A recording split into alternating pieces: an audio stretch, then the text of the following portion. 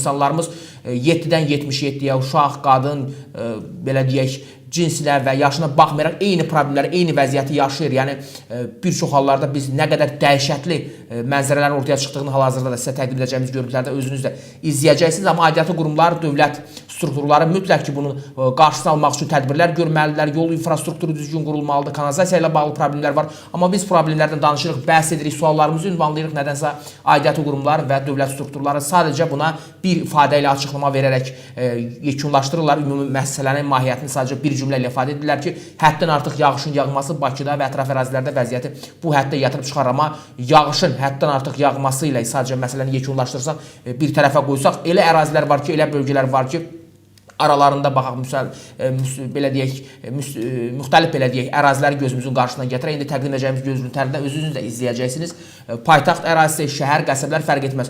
Arasında deyək ki, bir 150 metr, 200 metr məsafə var. 150-200 metr arasında məsafə olmasına baxmayaraq bir ərazidə yağışın yağması daha dəhşətli fəlakətlər və faciəvi durum gətirib çıxarıb. Amma başqa bir ondan məsafədə yerləşən ərazidə isə belə deyək, müqayisə etdikdə elə də dəhşətli bir mənzərə göz önünə gəlmir. Yəni necə ola bilər ki, 150 metr, 200 metr məsafədə yerləşən bir əraziyə deyək ki, yağış həddən artıq yağdı və ərazi bu istiqamətdə vəziyyəti ifliçətdə gətirib çıxardı, amma başqa bir belə deyək, məsafədə yerləşən bölgədə və yaxud istiqamətdə 150 metr, 200 metr və ya aşağı-yuxarı bu nisbətdə götürək. Elə bir dəhşətli mənzərə ortaya çıxmır. Deməli, burada fərqlər var. Elə ərazilərdə, elə belə deyək, məntəqələrdə yol infrastrukturu və buna bağlı aidiyyatı qurumlar tərəfindən tədbirlər o şəkildə qurulub ki, orada vəziyyət normaldır. Amma digər ərazilər var ki, burada faciəvi bir mənzərə təsiri bağışlayan görüntülərin şahid olmaqdır. Yəni, hər şeyi yağışın üzərinə atmaq olmaz. Yəni, necə ola bilər ki, başqa bir hərə deyək ki, elə bölgələr var, şəhərin elə istiqamətləri var ki, müxtəlif belə deyək, orada yağışın yağması nəticəsində fikirlər səsləndirilir ki, ora yağış çox yağdı, bura az yağdı, amma 150 metr, 200 metr və 100 metr məsafədə bunu deyə bilmirik. Deyə bilmərik ki, yağış necə ola bilər ki, yəni orada daha çox yağsın, bura isə daha az yağsın. Yəni hər şeylə yağışın üzərinə atmaqla məsələni bitirmək, yekunlaşdırmaq, təbii ki, bu sadəcə bəhanələr də kimi görünə bilir. Yəni insanlarımız artıq ciddi şəkildə bunlar artıqları dəfələrlə ifadə edirlər. Mediada, kütləvi informasiya vasitələrində bu məsələlər işıqlandırılır, uzun illərdir ki, gündəmə gətirilir. Dünən də bizim həmkarlarımız tərəfindən müxtəlif kanallar vasitəsilə necə, belə deyək, insanların hansı təhlükələrlə üz-üzə qaldığını göstərən kadrlar çəkildi, sosial şəbəkələrdə yayımlandı. Bunları təqdim edəcək, təbii ki, deyəcək sözlərimiz olacaq. İlk növbədə kadrları izləyək, təqdim edək, ümumi yığdığımız qısa videolar var. Daha sonra studiyamızda bu və digər xəbərlərimizlə yayımımızı davam etdirəcəyik.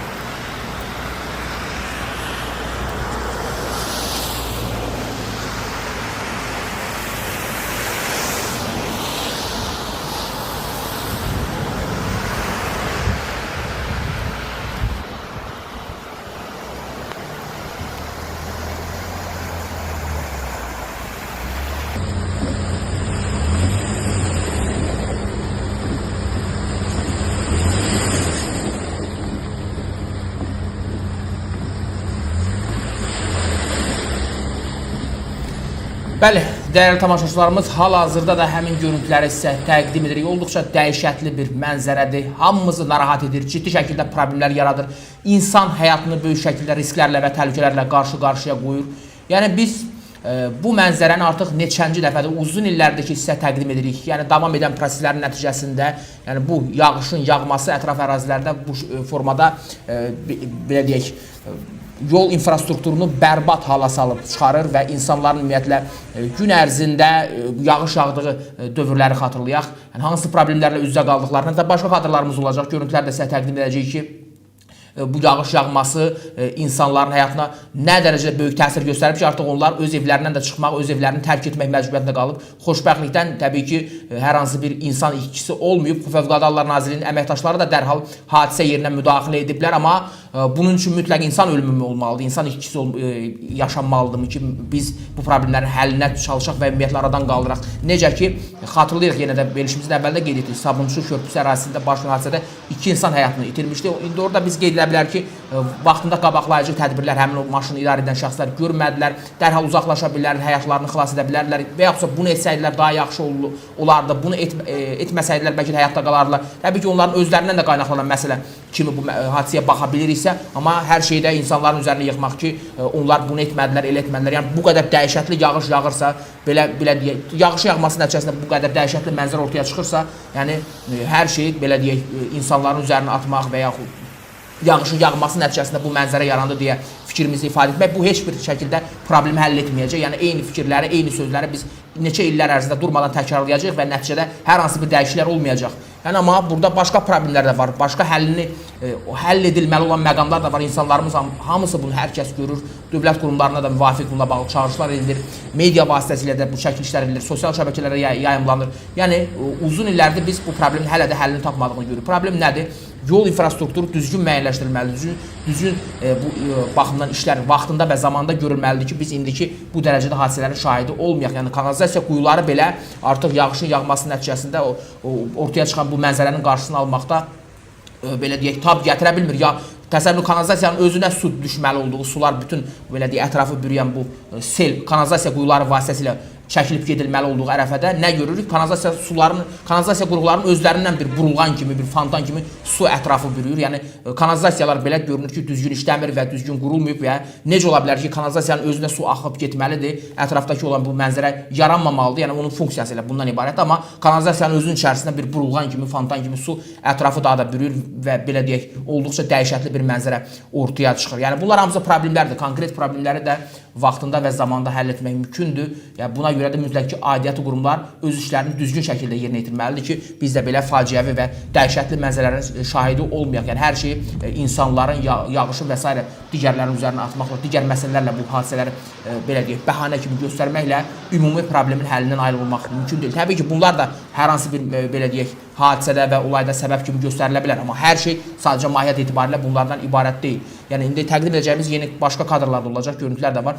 Fövqəladə Hallar Nazirliyi insanların yaşadığı evlərdən onların həyatlarını hansı şəkildə xilas edirlər? Nə az nə çox 18 nəfərin həyatını dünən gecə saatlarından etibarən xilas etmək mümkün olub. Təsəvvür edin ki, onlar həyatlarını itirsəydilər nə ola bilərdi, nə baş verərdi, hansı faciəvi biz durumla üz-üzə qala bilərdi. Yəni neçənci əsrdə, hansı zamanda, hansı dövrdə yaşayırıq ki, insanlar bu qədər dəhşətli hadisələrin qurbanına və təhlükəsini qurbanına çevirirlər və təhlükəsini yaşayırlar, hiss edirlər və s. Və indi burada başqa görüntülər də təqdim oluna bilər. Deyilə bilər ki, dünyanın müxtəlif ölkələrində də bu problemlər yaşanır. Olur, bəli. Orada da təbii fəlakət ola bilir və ümumiyyətlə başqa ölkələrdə də bu tipli görüntülər, kadrlar sizə təqdim edə bilərik, göstərə bilərik. Bunlar da var. Amma o ölkələrə baxsaq, orada 20-30 ildən bir, 50 ildən bir bəlkə də belə hadisələr təkrarlanır. Yəni hər il eyni şey və ya payız fəslində yağış yağdığı belə deyək, müxtəlif aylarda, vaxtlarda, yaz fəslində, payız fəslində ildə bir neçə dəfə bu hadisə təkrarlanırsa artıq bu deməli ki, problem başqa yerdə axtarılmalıdır. Problemi tamam başqa cür həllinə çalışmaq lazımdır. Yoxsa başqa ölkələrdən təbii ki, digər dövlətlərdə də nümunə göstərə bilərik. Amma onların ərazisində hər ilmi, ildə bir neçə dəfə bu hadisələr təkrarlanır. Yəni heç kim təbiət hadisəsindən, təbii fəlakətlərdən belə deyək, tam olaraq soğutula bilmir. Bunlar gerçəkliklərdir. Bunlar hamımız anlayırıq, fərqindəyik. Bunları da deyirik. Amma konkret problem var. Yəni bu problemləri də görməkdəyik. Təsəvvürün metro yaxınlığındakı ərazilər, Sədarət Sədərək Ticarət Mərkəzi və ümumiyyətlə dünən hətta bir yoldaşlıq oyunu keçirildi. Azərbaycan milli komandası o qədər də adı məlum olmayan, tanınmayan, hətta xəritədə belə tapılması çətin olan Saint Lucia adlı bir komanda ilə qarşılaşır. Təsəvvür edin ki, stadionda belə olduqca dəhşətli mənzərə yaşandı. Paltar dəyişmə otağını bürüyən o yağışın yağması nəticəsində belə deyək, ortaya çıxan o mənzərə hər kəsi dəhşətə gətirir. Təsəvvür edin ki, stadionlarda belə bu belə deyək mənzərə ortaya çıxa bilər. Yəni burada da artıq ciddi şəkildə problemlər var. Obyektlər, strukturlar və s. Yəni dünya bunu görür, dünya bunu seyr edir. Nə düşünərlər, nə təsəvvür yaranır bizim haqqımızda. Yəni olduqca belə deyək, mühüm qarşılaşma olmasa da deyək ki, yoldaşlıq görüşüdür, amma yenə də bunu da izləyənlər var, bunu da görənlər var. Xaricdən qonaqlar gəlir. İndi uzaq qitədən ümumiyyətlə hansısa bir Karib hövzəsi ərazisindəki bir ərazidir. Saint Lucia o qədər tanınmır. Yəni o dövləti tanımırlar, o dövlətlərin bura gəlir ki, Azərbaycanı tanısınlar, Azərbaycan mədəniyyətini görsünlər, Azərbaycandakı vəziyyətlə tanış olsunlar və ya ümumiyyətlə futbolda mədəniyyətlərin, insanların, cəmiyyətin bir-birinə yaxınlaşması üçün çox vacibdir.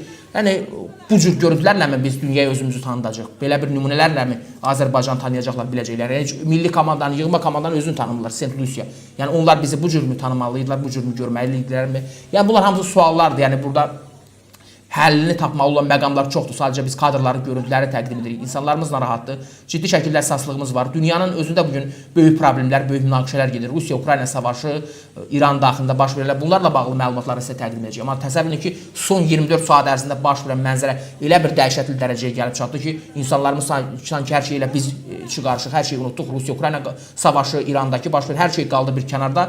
Öz problemlərimiz daxildə olan bu dəhşətli mənzərə belə deyək, hər kəsi artıq ciddi şəkildə narahat etməkdədir. Fövqəladə Hallar Nazirliyinin keçirdiyi təbii ki, tədbirlər də var.